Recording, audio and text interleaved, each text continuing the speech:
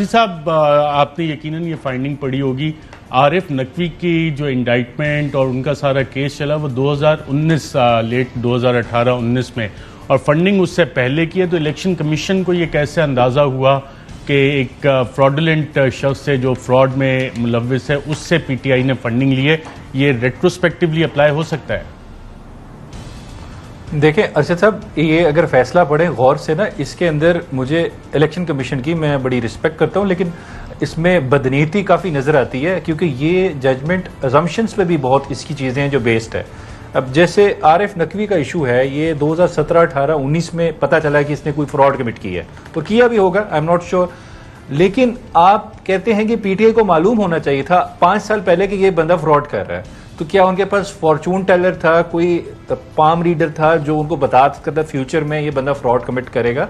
तो मेरे ख्याल से एक अजम्पशन है कि पीटीआई नोइंगली, वर्ड यूज किया हुआ है, नोइंगली उन्होंने इस बंदे से पैसे लिए और इनको पता था कि ये बंदा एक फ्रॉडुलेंट एक्टिविटी में इन्वॉल्व है। तो 5 साल बाद फ्यूचर में उनको पता होना चाहिए था, इलेक्शन कमीशन ये कह रहा है। तो मेरे ख्याल से बड़ी एक सस्पिशियस बात है। और दूसरी बात अरशद साहब, एक और इन्होंने एक ट्रांजैक्शन का जिक्र किया, इसमें ये कोई मैडम है रोनीता शेट्टी, कि इन्होंने कुछ पैसे भेजे पीटीआई के अकाउंट में। अब डिटेल पता चली, मेरे ख्याल से उनके शौहर हैं पाकिस्तानी नेशनल है, उन्होंने एक जॉइंट अकाउंट से $27,000 भेजे। तो उन्होंने एक सिंपल मैथमेटिशियन बन के डिवाइडेड बाय 2 करके आधे खाते उनके में डाल दिए और फोकस किया इस बात पे कि she is of Indian origin, a US national of Indian origin. Focus हुआ इस बात पे, काफी क्लियरली हुआ है कि इसको इंडिया के साथ हमने लिंक बनाना है। और तीसरी बात, मुझे ये बताएं, इंडियन नेशनल इंडिया में ड्यूल नेशनैलिटी की इजाजत है? If she is US national of Indian origin तो यूएस नेशनल हुई ना? मैं वही कह रहा हूं जी, वो US national, Indian origin word use किया है आपने, और ये भी नहीं बताया कि ये उसके हस्बैंड जो पाकिस्तानी नेशनल है उसके अकाउंट से पैसे आए हैं। राइट। सबसे इंपॉर्टेंट बात, अच्छा पेज 43 पे आए, ये देख लें पेज 43 पे आए जजमेंट का एंट्री नंबर 217 देखें। Bank of America Visa, Bank of America 218, Bank of America Chase Sapphire, debit card, Mastercard. ये क्या मजाक है? आप एक जनरल सी टर्म्स लिख रहे हैं कि जी यहां से पैसे आ रहे हैं, यहां से पैसे आ रहे हैं, कुछ स्पेसिफिक डिटेल तो दें ये कहां से पैसे आए हैं। आप कह रहे हैं ये मास्टर कार्ड यूज हुआ, एक जगह पे एक चीज ब्यूटी सैलून है, किन्जा ब्यूटी सैलून, वहां से पैसे आ रहे हैं। ये किस तरह की ये आपकी रिलायंस जिन डॉक्यूमेंट्स पे है, ये मजाक है। इस तरह जजमेंट्स और किसी का फ्यूचर डिसाइड नहीं करते। फिर आप कह रहे हैं एक सरगोदा का एक बंदा है, उसका भलवाल में फ्रूटर्स का काम है, ये ऑरेंजेस का, उसने कहा जी मैंने पैसे जमा कराए, इन्होंने ये लिखा हुआ है ये बाहर से पैसे आए।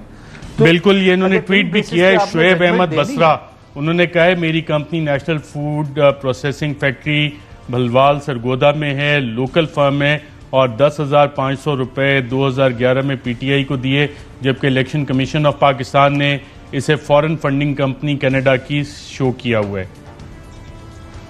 जी इस तरह अर्शद तो और भी बहुत सारी एग्जांपल चलें आप वो भी देखें। मैं जरा असद उमर साहब से पूछ लूं, आप लोग बार बार कहते थे नवाज शरीफ के भारत के साथ ताल्लुकात, तो पता नहीं कौन कौन से आपने निकाल दिए, तो अब तसल्ली है इलेक्शन कमीशन ने आपके रोमिता शेट्टी का linkage Indian origin US national से जोड़ दिया। लॉजिक क्या है इसके पीछे? कमाल का हुस्न इत्तेफाक है। अभी मैं आपको स्टोरी सुनाता हूं, आप दंग रह जाएंगे कि मेरा कितना कनेक्शन है इससे। लेकिन आपके एक बहुत सीनियर साथी सहाफी ने उठा के ट्वीट कर दिया कि इंडियन नेशनल ने इससे पैसा लिया है इमरान खान ने। पहली बात तो वो यूएस नेशनल है, वो इंडियन नेशनल नहीं है। उसके मियाँ का नाम है नासिर अजीज।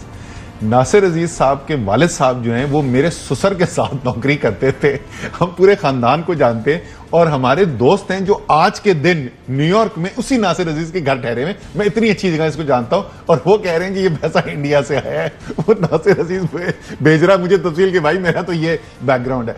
देखिए इस तरह के, इसी तरीके से जैन टेक्सटाइल, वो भी वो फॉरेन डोनर्स की लिस्ट के अंदर जो है वो पीर महल का बंदा है, वो वीडियो बना के बोल रहा है भाई मैं पीटीआई, अख्तर जावेद साहब वो टिकट होल्डर भी रह चुका है यहाँ पे। वो सुना देते हैं ताकि नाज़रीन को पता हो कि क्या क्या अख्तर जावेद साहब ने क्या कहा इस हवाले से। आइए देखिए। मियां अख्तर जावेद मेरा नाम है। 2013 में मैं पीटीआई का यहाँ PP89 पीर महल से टिकट होल्डर था। मेरी company Jain cotton private limited 1992 में रजिस्टर्ड हुई थी फैसलाबाद में। हम सारी फैमिली का बिजनेस है, इसमें कोई फान शहरी नहीं है। मैं हूँ, भाई है, वालदा है जो इसकी डायरेक्टर है, और मैंने पार्टी को 10,000 रुपए चंदा दिया था, जो कि इन्होंने, मैं अभी मेरे दोस्त ने बताया कि आपका नाम फॉरेन फंडिंग में आ गया। मेरा ख्याल है इसी तरह सारे जो भी पाकिस्तानी बाहर बैठे हैं उनको इन्होंने फॉरेन फंडिंग जारा कर दिया है। हालांकि ये पाकिस्तानी है, मैं पाकिस्तानी हूँ, आज भी मेरी फैक्ट्री यहाँ पे पीरमल में चल रही है। जिनके खानदान के लोग बाहर बैठे हैं, जिन्होंने चंदे दिए हैं, यहाँ पे दिए हैं, या बाहर जो पाकिस्तानी रहते हैं, तो उनके नाम इन्होंने फॉरेन फंडिंग में डाल के ये ज्यादती की है, पार्टी के साथ भी और मुल्क के साथ भी। जी नाज़रीन, बरतानिया से बीनिश फरीदी साहब को भी जब आज की रिपोर्ट का पता लगा तो उन्होंने भी अपना वीडियो मैसेज दिया। क्या कहा, आइए देखते हैं।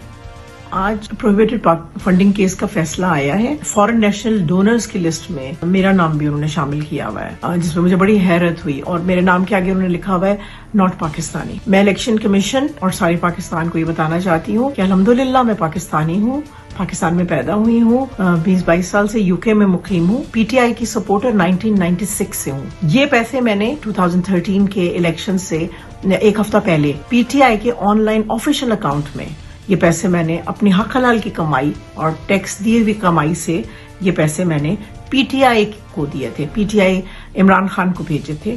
ये कोई फॉरेन फंडिंग नहीं थी, प्रोहिबिटेड फंडिंग नहीं थी, कोई गलत अकाउंट्स के जरिए से नहीं गई थी, डायरेक्ट मैंने उनके अकाउंट में डाली थी। मेरी ईसीपी से गुजारिश है, हमें मुहिब वतन पाकिस्तानियों को गैर मुल्की साबित करने की कोशिश और इनका सिलसिला बंद किया जाए, वरना अगर हमें इसी तरह ये सिलसिला जारी रखा तो हम ईसीपी के खिलाफ कानूनी चाराजोई का हक भी रखते हैं। जी नाज़रीन, आपने सुना। और पाकिस्तान में और बैरून मुल्क जिन जिन लोगों के इसमें नाम आए, अगर आप अपने वीडियो मैसेज में कोई वजाहत देना चाहते हैं तो ट्विटर पे अदील राजा साहब मौजूद हैं, उनसे रब्ता करें, या जो लोग नंबर ढूंढ सकते हैं उनसे डीएम करके नंबर लेके व्हाट्सएप पे अपनी वीडियोस भी भेज सकते हैं। सलमान न्याजी साहब, आपको और क्या क्या चीजें फ्लोटिंग ऑन द सरफेस नजर आई हैं इलेक्शन कमीशन की फाइंडिंग में? देखें अर्शद साहब, मैं यही कह रहा था, अगर इस तरह की चीज़ें कि एक ब्यूटी पार्लर से पैसे आ रहे हैं, कोई कैब सर्विस के पैसे आ रहे हैं, आपने सिर्फ कार्ड्स मेंशन कर दिए, डेबिट कार्ड, क्रेडिट कार्ड, उनके नाम कंपनीज के लिखती हैं, और उसकी बेसिस पे आपने जो अच्छा केस, जो बेसिकली शायद इसमें कुछ चीज़ें हो वो भी खराब कर दी। ये जुडिशियल स्क्रूटनी में ये जजमेंट नहीं रुक सकती, या ये इसकी वैलिडिटी जुडिशियल स्क्रूटनी के वक्त, अब ये इसमें क्या होगा, ये बैठे हैं असद उमर साहब पीटीए वाले, इसमें रेड पिटीशन में इसको चैलेंज करेंगे। जब ये चीजें वो दिखाएंगे कोर्ट में, तो क्या ये जजमेंट ठहर सकती है, ये फाइंडिंग ठहर सकती है? उसमें दूसरी बात, अच्छा साहब, इसके बेस पे अब ये शोर मचा रहे हैं कि जी पार्टी को बैन कर दें। अब फेडरल गवर्नमेंट, उसमें मैं कानून बता दूं, डिक्लेरेशन भेजेगी सुप्रीम कोर्ट को कि this party is working against interest and sovereignty of Pakistan, तो इसको आप डिसॉल्व कर दें। सुप्रीम कोर्ट उसमें 15 दिन के अंदर इनको, पीटीआई को नोटिस करेगी, वो उसको सुनेगी और उनको कहेगी आप जवाब जमा कराएं, और अगर उनको लगा जवाब ठीक नहीं है तो वो कंफर्म करके इनको डिसॉल्व कर देगी। ये प्रोसीजर है। ये पाकिस्तान की हिस्ट्री में अभी तक एक दफा हुआ है। नेशनल अवामी पार्टी होती थी नैप, अगर आपको याद हो, भुट्टो साहब के जमाने में वो हुई थी, और उन्होंने क्या किया था, उन्होंने एएनपी नाम रख लिया जी, एएनपी उन्होंने अपना नाम रख लिया, और वो फिर वापस आ गए और इलेक्शन भी जीते। तो क्या आप कानूनी तौर पे पार्टी को बैन कर सकते हैं? क्या आप उनको इलेक्टोरेट को या उनके वोटर्स में के दिल में से पार्टी को निकाल सकते हैं? उनकी लीडरशिप को नहीं निकाल सकते। ये अवाम ने डिसाइड करना है, हमने किसी लीडर को रिजेक्ट करना है कि एक्सेप्ट करना है, ये अवाम का काम है।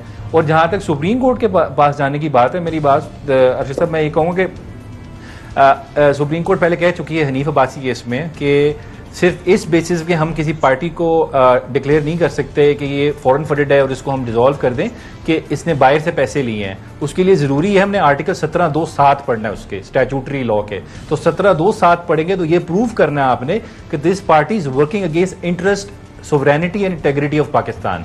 अब फॉर एग्जाम्पल, रॉ से पैसे लिए आपने, पाकिस्तान में अफरा तफरी फैलाई है या एजिटेशन की है, तोड़फोड़ की है, आपने MI5 से लिए हैं, MI6 से लिए हैं, आपने CIA से पैसे लिए हैं, तो अगर आपने पाकिस्तान का नुकसान किया है, इंटेग्रिटी का, सोवरेनिटी का, तो उस पार्टी को मैं भी इस हवाले से तो प्रेस कॉन्फ्रेंसेस